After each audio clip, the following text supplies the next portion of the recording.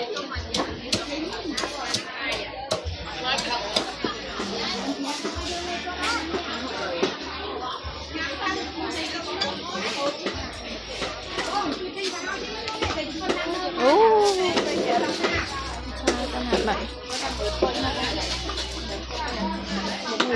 trăm cùng bốn bây giờ chưa là sao cái làm chuyện mới tuy các bông chụp bông xèo cho một con tổ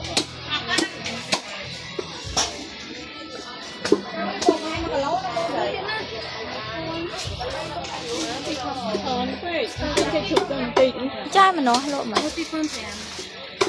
lại hón này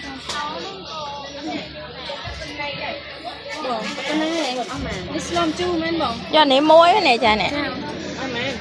mơn tí con tí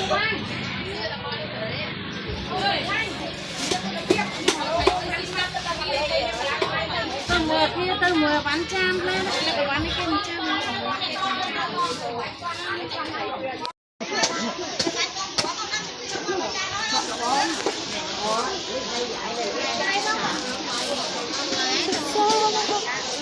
để ôn thở đó mà khi nào cũng có bạn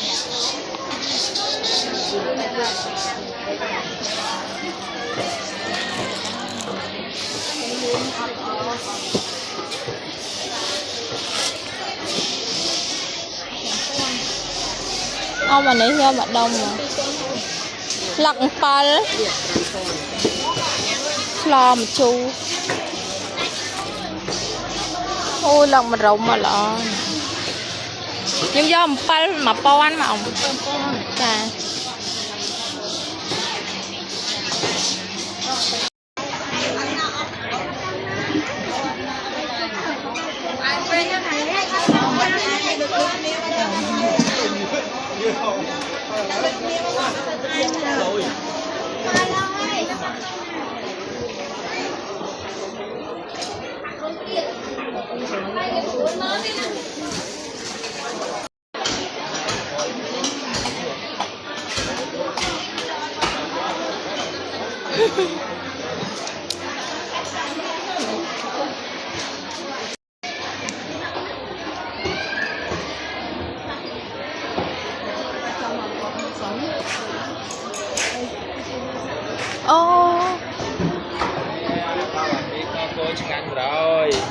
ông ơi mi kho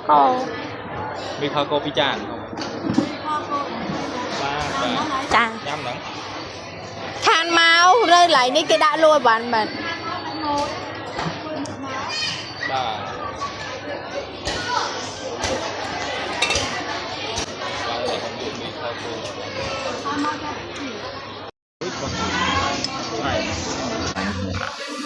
lao một cầu ảnh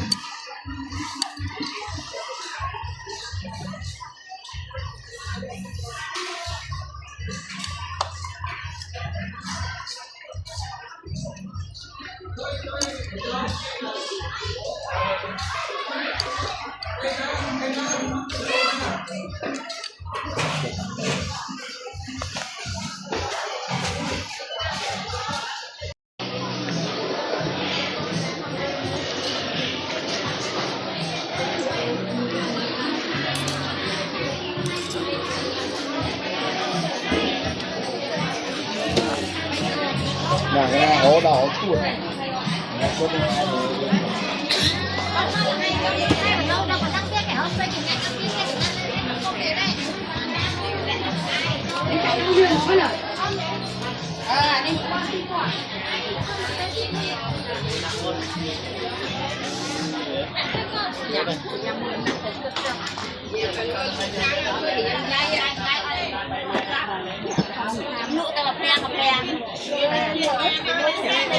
tinhประหอก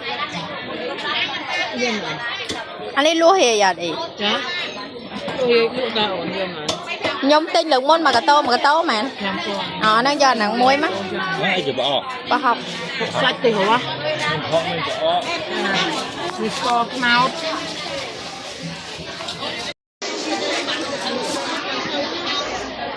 sách thì dữจ้าเมนไอฉวะท้องเข้ามาเหรอ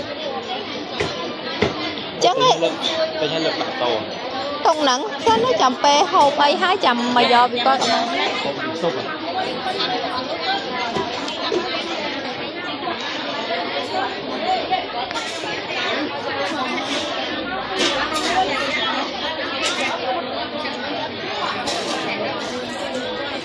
Đây là con thì ăn không vui.